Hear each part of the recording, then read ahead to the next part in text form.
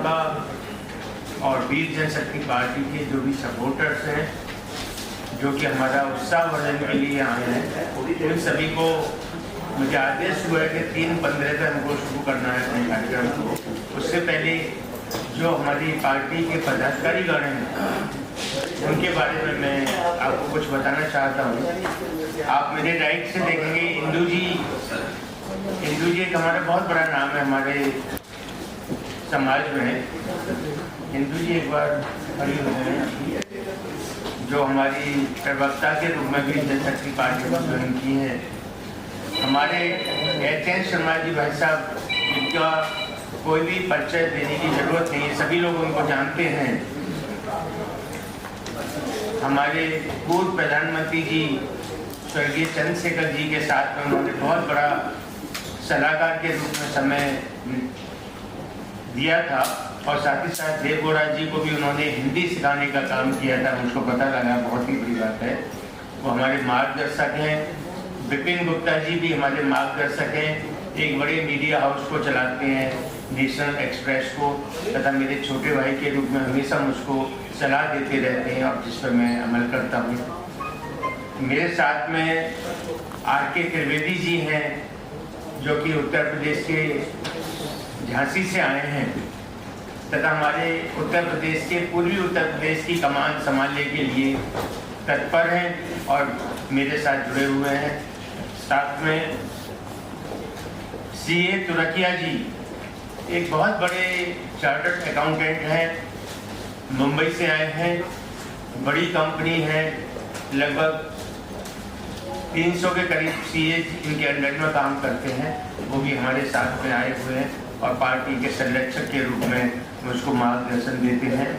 साथ ही पवन शर्मा जी बहुत ही एक्टिव, किसी भी अच्छे कार्य के लिए उनको याद करो वो तैयार होते हैं। उन्होंने हमारी वीर जनशक्ति पार्टी के बारे में जब सुना और हमारे विचारों को सुना तो वो भी जुड़ने के लिए तैयार हो गए। उनका भी मैं स्वागत करता हूँ।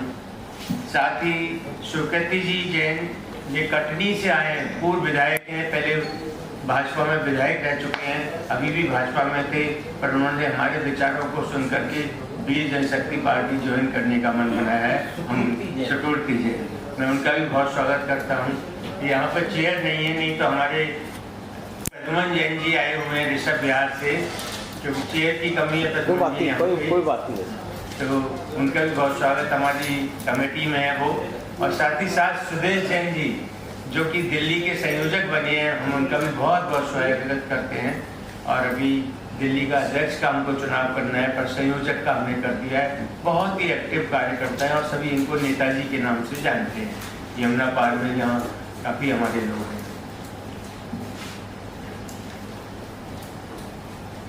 मित्रों, मैं पुनः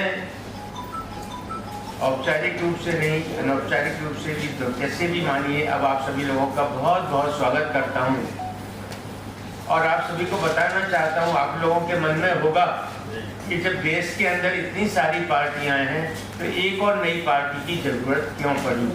ये सबसे पहले प्रश्न आता है। जो प्रश्न आपको मुझसे पूछना चाहिए उसका का मैं पहले ही जवाब दे देता हूँ। क्या आप कोई पूछेंगे? आप में से कोई पूछना चाहेगा कि मैं इसका खुद ही जवाब दे देता हूँ कि वीर जनशक्ति पार्टी ऐसे लोगों के द्वारा बनाई गई है जो समाज से कुछ लेने का नहीं, समाज को देने में विश्वास करते हैं। वीर जनशक्ति पार्टी उन लोगों के द्वारा बनाई गई है जो हिंदुत्व से भी ज्यादा बड़ी विचारधारा, सनातन धर्म की विचारधारा को लेकर के चल रहे हैं। आप सभी जानते हैं कि सनातन धर्म हमारे भारत में 4 धर्मों का जन्म हुआ। इतना प्राचीन देश है, इतनी सभ्यताएं, इतनी संस्कृति है। उनमें से आप सभी जानते हैं कि हिंदू, जैन, बौद्ध और सिख 4 धर्म भारत में जन्म लिए। और हमारी पार्टी का बहुत स्ट्रांगली मानना है कि हम भारत को सनातन राष्ट्र के रूप में जाने, ना कि खाली हिंदू राष्ट्र के रूप में। क्योंकि अगर हिंदू राष्ट्र हम लोग कहते हैं, ऐसा हमारी पार्टी के सभी लोगों ने विचार किया कि खाली हिंदू राष्ट्र बोलते हैं, तो वो एक छोटा सा रूप हो जाता है, वो पूरे भारतवर्ष को नहीं दर्शाता है। तो उसी के लिए वीर जनशक्ति पार्टी ने 2-3 चीज़ों पर जो जोर दे रहे हैं। नंबर 1, हमारे देश को सनातन राष्ट्र घोषित किया जाए, जिससे सभी भारतवासी जो देश में जन्मे हैं और सनातनी हैं उनको न्याय मिल सके और हम लोग अलग थलग ना पड़े।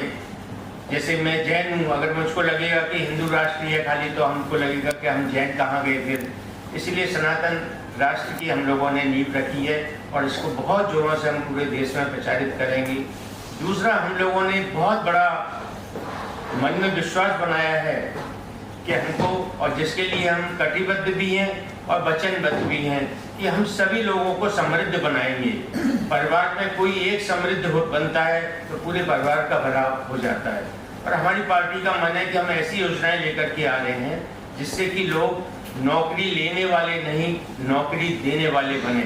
मतलब हर परिवार में एक व्यापारी का जन्म हो।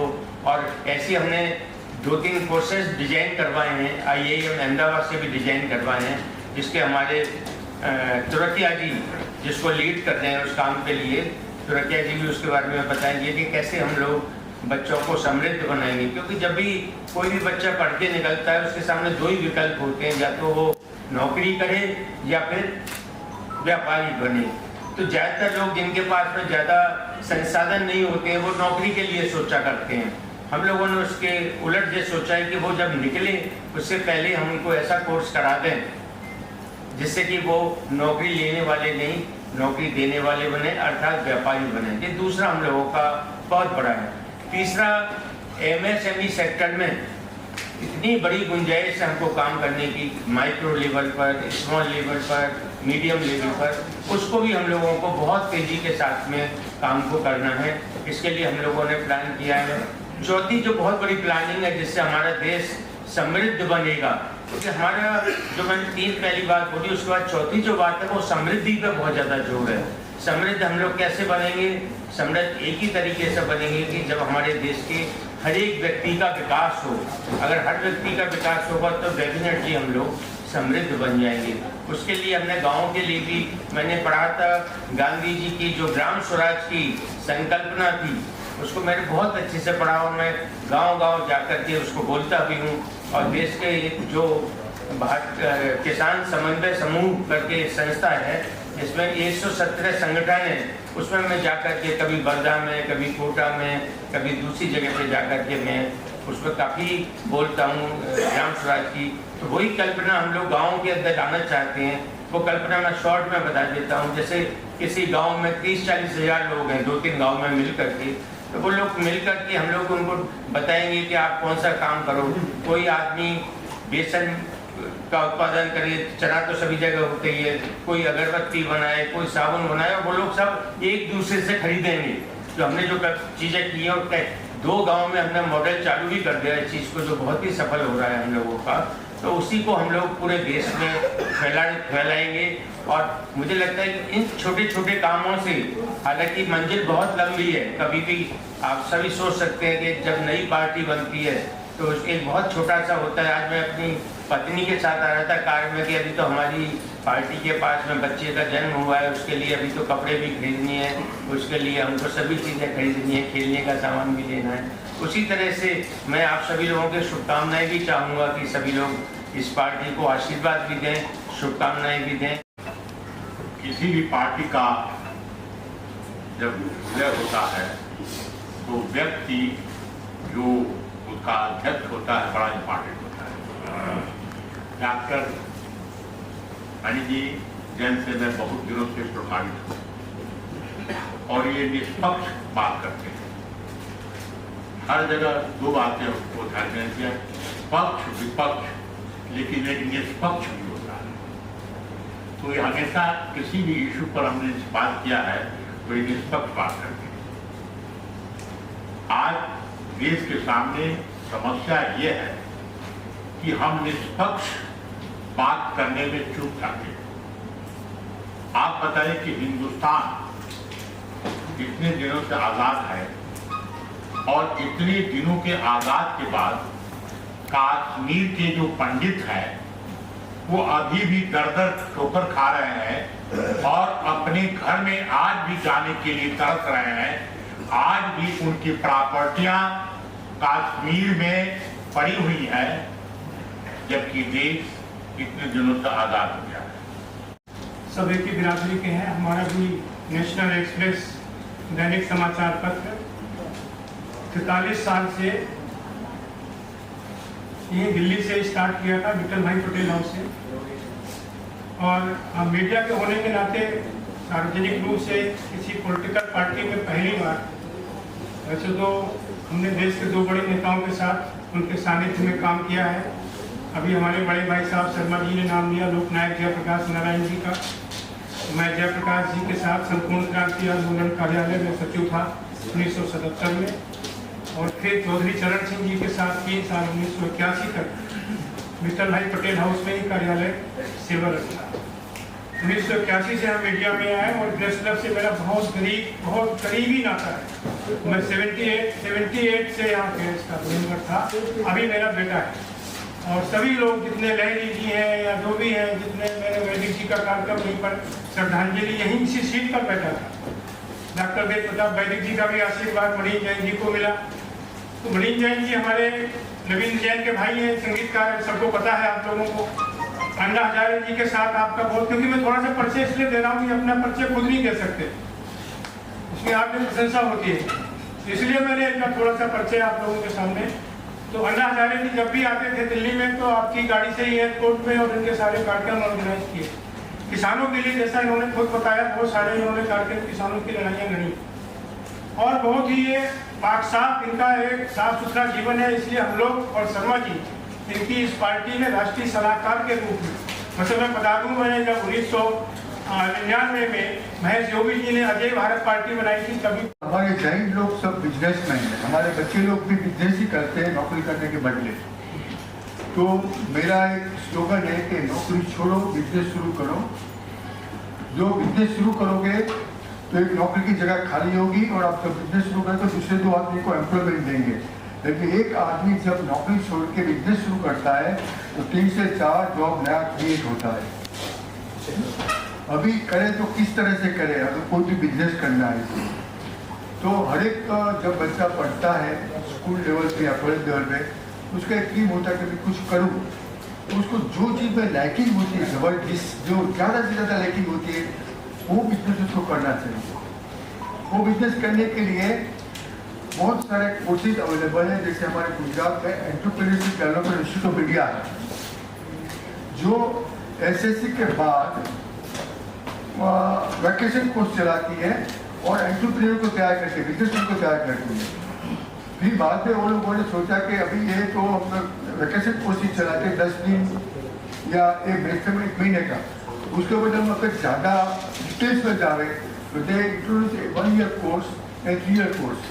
तो ये जो इंस्टीट्यूट है call entrepreneur institute of India Gujarat में है, गांधीनगर के अंदर, जो सेंट्रल गवर्नमेंट ने, स्टेट गवर्नमेंट ने और 28 जो पहले नेशनलाइज बैंक थी वो सब ने मिलकर ये इंस्टीट्यूट खड़ा किया है। करीबन 65 एकड़ जगह में है और उधर करीबन 240 कंट्री स्टूडेंट्स उधर आते हैं सीखने के लिए एंटरप्रेन्योर के बारे में। लेकिन अनफॉर्चुनेटली हमारे कंट्री के बहुत कम लोग आते हैं। और मेरे 2 बेटे जब ये पहली बैच शुरू हुई तो मेरे को मालूम पड़ा, मैंने पेपर पढ़ा कि कोर्स शुरू हो रहा है, तो मेरे 2 बेटे को वैकेशन में भेज दिया उधर, 10th स्टैंडर्ड के बाद भी उधर भेज दिया। तो दे बिकम बिजनेसमैन। आज दुनिया के हिंदुस्तान के जितने भी बिलियनर्स हैं उसके अंडर 40 में वो पहले 5 में आते हैं, पहले 5 में आते हैं। Their total assets today is more than 22,000 crore rupees. So they started the business at the age of 30 when they were in the school, and today they are 45. So between 30 years, this is the progress they have made. So every parent and everybody can guide the students, guide their children properly. If they do not know, then there are also guidance centers available in various university colleges.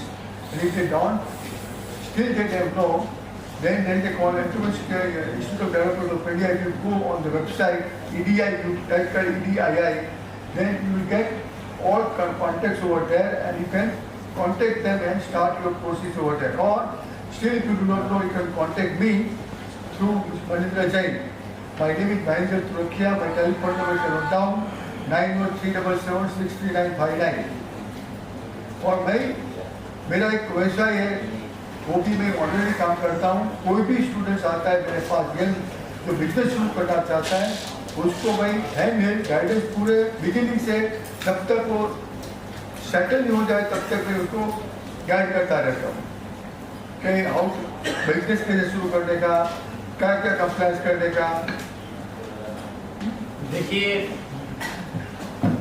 आपने तुरकिया जी की बात सुनी, जो मैंने start में कहा था कि हमारी जो पार्टी है वो पार्टी देने के काम में विश्वास करती है। और हमारे साथ तुरकिया जी जैसे व्यक्ति नहीं कहूँगा, इनको व्यक्तित्व कहूँगा, जो जुड़े हुए हैं, जो हर तरीके से अपने साथ में हैं और जो पूरे देश के अंदर जगह जगह जाकर के हम बच्चों को किस तरह से वीर जनशक्ति पार्टी बच्चों को सशक्त बनाए, कैसे व्यापारी बनाए, उस पर काम करेगी। अब मेरे साथ में आर.के. त्रिवेदी जी हैं जो कि झांसी से आए हैं, दो शब्द बोलेंगे वीर जनशक्ति पार्टी की गठन के बारे में। सम्मानित पत्रकार बंधुओं, वीर जनशक्ति पार्टी का गठन एक ऐसे दौर में हुआ है जब हिंदुस्तान के तमाम पार्टियों टैलेंट का हिंदुस्तान में इस्तेमाल नहीं कर पा रही है। उन टैलेंट में रोजगार का अवसर भी है, उन टैलेंट में नौकरी का अवसर भी है, व्यापार का भी अवसर है और किसानों की भी समस्याएं हैं। 130 करोड़ देशवासियों का टैलेंट इस सरकार की कोई भी पार्टी पूरी ताकत से इस्तेमाल नहीं कर पा रही है। विदेशों में हमारी ताकत जा रही है और विदेश ज्यादा तरक्की के रास्ते पे है और हमारे देश के नेता विदेश में जाकर के हमारे ही टैलेंट से तालियां पिटवा करके भारत माता की जय बुलवाते हैं। मेरी पार्टी ये चाहेगी कि हम भारत के टैलेंट को भारत में ही उपयोग करें और एक ऐसी व्यवस्था दें जो भ्रष्टाचार से मुक्त हो, टैलेंट का भरपूर उपयोग हो और एक वह भारत का निर्माण हो जो सोने की चिड़िया भारत कही जाती थी। आज हमारी पार्टी इन विषम परिस्थितियों में हमने नए सब लोगों को जोड़ करके उन लोगों को खड़ा करने का काम कर रहे हैं जो भारत से प्रेम करते हैं और जो भारत को असली भारत बनाना चाहते हैं। उन सब में आप सबका सहयोग, पत्रकार बंधु जो प्रजातंत्र का चौथा स्तंभ है, सबसे ज्यादा है। मीडिया का आपका अगर सहयोग होगा तो जो कल्पना वीर जनशक्ति पार्टी की जो है वह कल्पना हम सब साकार करेंगे और एक भारत को पुनः सोने की चिड़िया के रूप में हमारे आगे आने वाली जनरेशन देखे। सवाल हमारा यही है कि आप उन्होंने जो आरक्षण का मुद्दा उठाया वो, और दूसरा ये कि नई राजनीतिक पार्टी क्यों? नई राजनीतिक पार्टी क्यों, इसका जवाब मैं देता हूँ। आरक्षण का भाई साहब देंगे क्योंकि उन्होंने इस बात को बोला था। नई पार्टी क्यों? जीवन में हमेशा प्रोग्रेस करना, नए नए विचार आना एक प्रक्रिया है, स्वाभाविक प्रक्रिया है। आज वो भी समय था जब छोटा था तो हमारे घर में एसी नहीं थे, हम लोग पंखे में ही रहा करते थे। आज हमको हर समय एसी चाहिए, हमको बढ़िया गाड़ियां चाहिए। हम चाहते हैं कि अभी जो 17 घंटे अमेरिका जाने में लगते हैं, हम चाहते हैं कि ऐसे जहाज बने कि हम 10 घंटे के अंदर अमेरिका पहुंचे। तो आपकी बात का उत्तर है कि कोई भी नई बात, एक आदमी के विचार होते हैं इस संसार के अंदर, हर आदमी के अपने विचार होते हैं, उसका काम करने का ढंग होता है। हम ये नहीं कह रहे कि हम पूरी दुनिया को बदल देंगे, उनका डेफिनेटली वीर जनशक्ति पार्टी देश के विकास में ये बहुत बड़ा योगदान देगी, क्योंकि हमारे साथ जुड़े हुए सभी लोग बहुत ही बुद्धिजीवी हैं और सभी बहुत समृद्ध लोग हैं। और जैसा मैंने फिर रिपीट कर रहा हूँ कि हम लोग देश की 24% GDP का हिस्सा बने हुए हैं। इतना हम लोग सरकार को देते हैं। सरकार को बड़ी बड़ी हमारी कंपनियां, जितनी भी बड़ी कंपनियां, चाहे वो मेडिकल में हो, इवन शेयर बाजार में हो, फिल्म लाइन में हो, सभी में हम लोगों का बड़ा योगदान है। तो उन्हीं सब चीज़ों को सोचते हुए हमने वीर जनशक्ति पार्टी बनाई है। तो उन सब का हम सभी लोगों का उपयोग करके देश को समृद्ध बनाएंगे। डॉक्टर साहब, मेरा सवाल ये है कि वीर जनशक्ति पार्टी शॉर्ट में बीजेपी के बहुत बड़ी पार्टी है, क्या आपने ये जो नाम सोचा, क्या उस पार्टी के नाम से कुछ लाभ लेने के मकसद से सोचा या क्या कोई और संभावना? नंबर 2, आपकी पार्टी। मैं डॉक्टर इंदु जैन यहाँ आए सभी पत्रकार बंधुओं का स्वागत करती हूँ, अभिनंदन करती हूँ। भारत देश जो एक प्राचीन परंपरा को लिए हुए है, जिसका हम सभी सम्मान करते हैं, उसी ऐतिहासिक परंपरा को जिस तरह से हमारे भारत देश को आगे बढ़ाया जाता था, जिस तरह से स्वयं रोजगार हम दे सके, ऐसा वातावरण जो व्यवस्थित रूप से बनाया जाता था और जो हमारी इस तरह की प्राचीन परंपरा रही है, उस परंपरा को आगे बढ़ाने वाले, उसका एक दूरदर्शी दृष्टिकोण जिनका है, ऐसे हमारे राष्ट्रीय अध्यक्ष वीर जनशक्ति पार्टी के आदरणीय मणिंद्र जैन जी ने जो एक सपना देखा है, हम सभी उस सपने के साथ हैं। वास्तव में हम भारत के नागरिक हैं और भारत को आगे तक ले जाने के लिए हम संकल्पबद्ध हैं। तो चाहे वो रोजगार की समस्या हो, चाहे आत्मनिर्भर बनाने की समस्या हो, आज का युवा अगर आत्मनिर्भर होगा और बचपन से ही अगर इसकी नींव पड़ेगी, अगर हम शिक्षा पे ज्यादा ध्यान देंगे और उसको बचपन से ही अगर हम एक व्यवसाय के क्षेत्र में अगर हम आगे ले जाने का दृष्टिकोण देंगे, तो निश्चित रूप से हमारा देश आर्थिक रूप से समृद्ध बनेगा और हम ऐसे आर्थिक दृष्टि से समृद्ध बन जाएंगे कि हम दूसरों को रोजगार देने के काबिल बन सकेंगे। तो हमारा भारत आगे तक जाए, बहुत ऊंचाइयों को प्राप्त करे, इसी भावना के साथ जय भारत।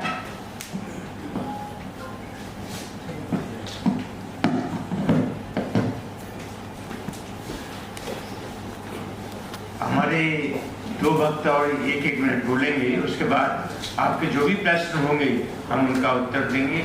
आपके मन में जो भी बात हो आप आराम से पूछ सकते हैं, बिना झिझक, और हर चीज़ का आपको उत्तर देंगे। अब मैं पवन जी से चाहूँगा कि वो बोलें, उसके बाद हम निजी हिस्सा बोलें। आप सबका बहुत स्वागत है। और जैसा हमारे यहाँ पर अभी बताया गया कि आज बच्चे का जन्मदिन हुआ है, तो सबका आशीर्वाद हमको मिलेगा। और मैं आपको बताता हूँ कि मैं बच्चों के साथ बहुत जुड़ा हुआ हूँ, बेटियों के साथ बहुत जुड़ा हुआ हूँ। तो उसमें देखा है कि समाज का अगर एक बच्चा स्वस्थ होगा तो वही एक अच्छा परिवार बनेगा, वही अच्छा एक प्रदेश बनेगा, वही एक गला मोहल्ली और हमारा जो है देश और विश्व बनेगा। तो यहाँ पर एक समस्या जो चल रही है वो बच्चियों के अंदर ब्लड की बड़ी कमी चल रही है, टीबी की बीमारी चल रही है। सोशल मीडिया के अंदर अभी हम कुछ एमसीडी के और बाकी स्कूलों में गए थे, वहां जाके देखा कि 80% बच्चों को देखने के अंदर जो है बड़ी दिक्कत आती है।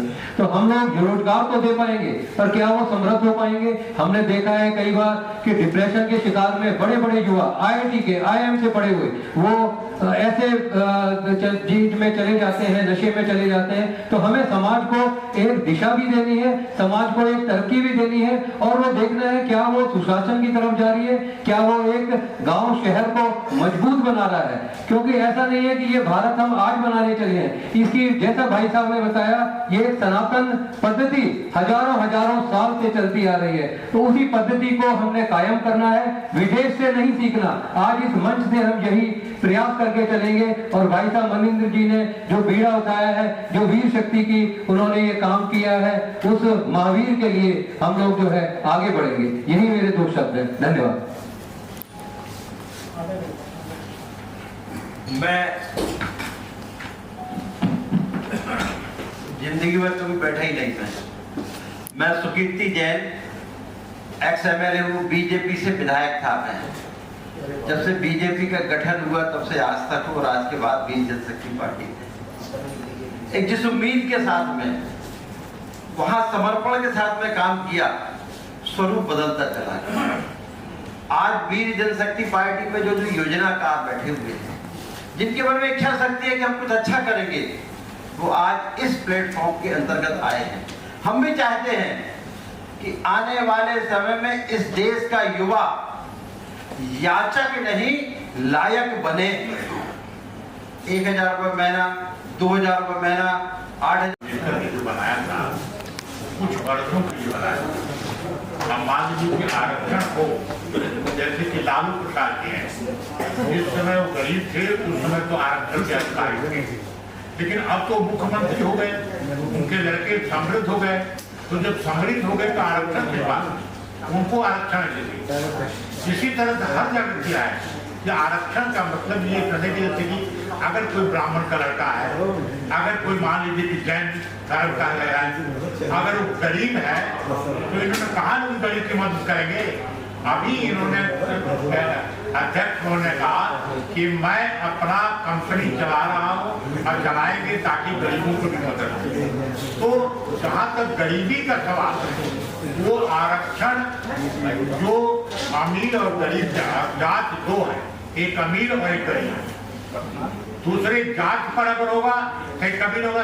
आप बताएं कितने ऐसे हैं, जैसे कि आपको मैं बता रहा हूँ जगजीवन राम ने भी कहा था कि अब मुझे आरक्षण की क्या जरूरत है, जब वो डिफेंस मिनिस्टर थे और पार्लियामेंट में कहा था कि अब मुझे आरक्षण की क्या जरूरत है और मेरे बच्चों को आरक्षण की क्या जरूरत है। उन्होंने कहा था संविधान और आए डिफेंस मिनिस्टर उन्होंने कहा था। तो मैं कहता हूँ कि आरक्षण हो, लेकिन ये हो कि उसको गरीबी के रेखा कर उसको आरक्षण हो कि भाई अगर किसी भी काम का हो, किसी भी धर्म का हो, अगर वो गरीब हो तो उसके लिए आरक्षण वाली के रूप में हुआ है। और जैसा कि मैंने शुरू में कहा कि 3-4 चीजों पर हम बहुत ज्यादा जोर दे रहे हैं।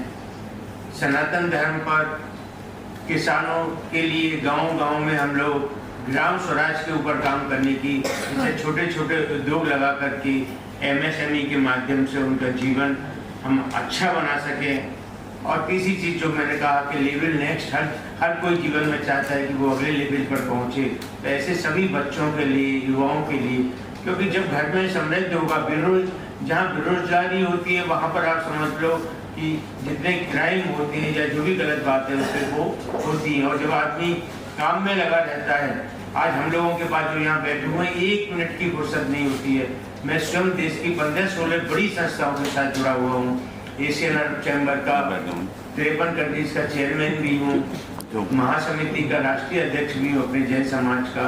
उसी तरह की चाहे जियो हो, जीतो हो, हर संस्था उसके साथ जुड़ा हुआ हूँ। तो मैं चाहता हूँ कि आप सबका आशीर्वाद मिलेगा तो हम लोग जो है ना बहुत अच्छे से अपने देश की सेवा कर पाएंगे।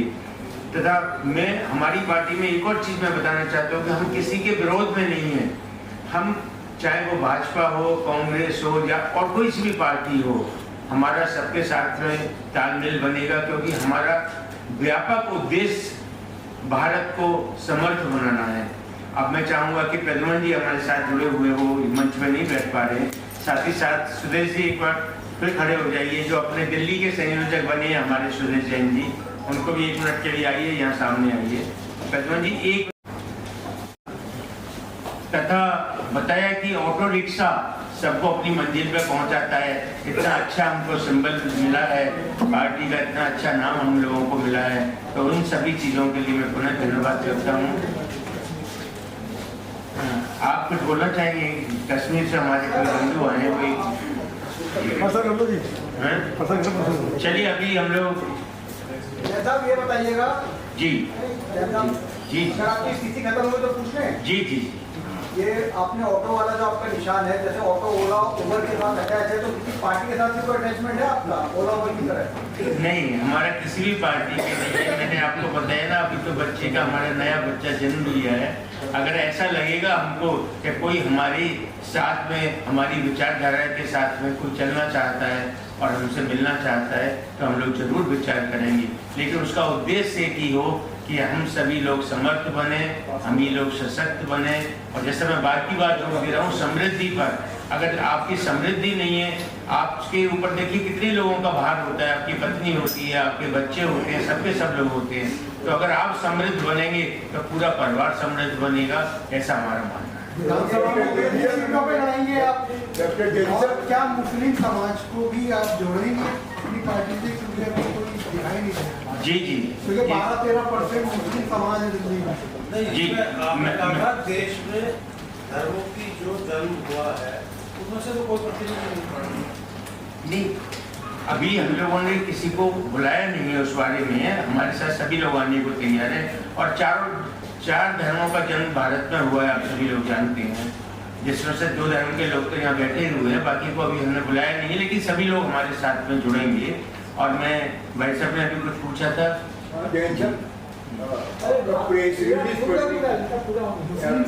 कितनी सीटों पे लड़ रहे हैं हम लोग 30 से 40 सीटों पे हमारा मन है, और अगर हमको और अच्छे प्रत्याशी मिल गए तो हम लोग पूरी की पूरी सीटों पे लड़ सकते हैं। लेकिन हमारा जो मन बना है कि कम से कम 30 से 40 सीटों पर हम जोरों के साथ में अपने प्रत्याशी खड़ा करेंगे।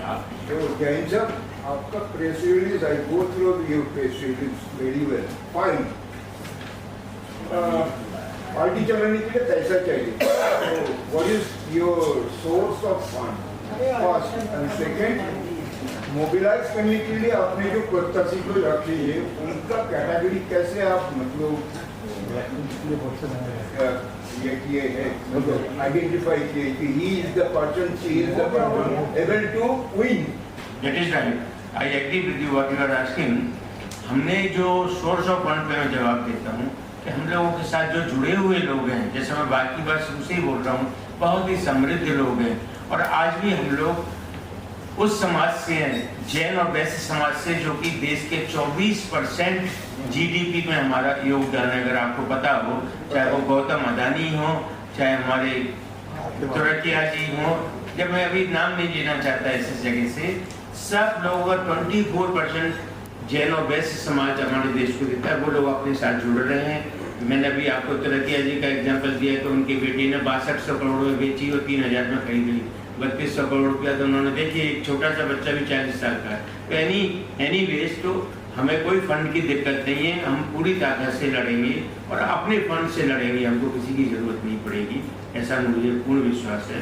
साथ ही साथ आपने जो दूसरा प्रश्न पूछा कि हमको अच्छे प्रत्याशी कहाँ से मिलेंगे, उसके लिए हमने अब जो कमेटी बनाई है, हमारे सोशल मीडिया में हम लोगों ने अभी डाला हुआ है कि काफ़ी लोग हमारे साथ जुड़ने के लिए तैयार। देखिए आज भी हमारे साथ में ये कहाँ से आए हुए हैं, झांसी से आए हुए हैं, और कटनी से आए हुए हैं, ये मुंबई से आए हुए हैं, तो पूरे देश के लोग आप ताज्जुब करेंगे। मैंने कभी सोचा नहीं था, वैसे भी 18 नंबर लकी होता है, 18 तारीख को ही हमारी पार्टी का जन्म हुआ और 9 तारीख को सिंबल मिला। देखिए 1 और 8, 1 और 8 9 हो गए और 9 तारीख को सिंबल मिला हमको, दोनों ही चीज़। और मैं एक और चीज़ बता दूँ, कल की हम का मैं मुख्य सलाहकार हूँ आचार्य प्रमोद कृष्ण जी का, भी यहाँ से जाके सीधा 5 बजे वो मेरे घर भी आ रहे हैं और उसकी भी शिला लेने का मुझको चांस मिला। तो मेरे लिए ना हिंदू धर्म हो, तभी मैंने सनातन की जो कल्पना आपको बताई है कि भारत के चारों धर्म मिलाकर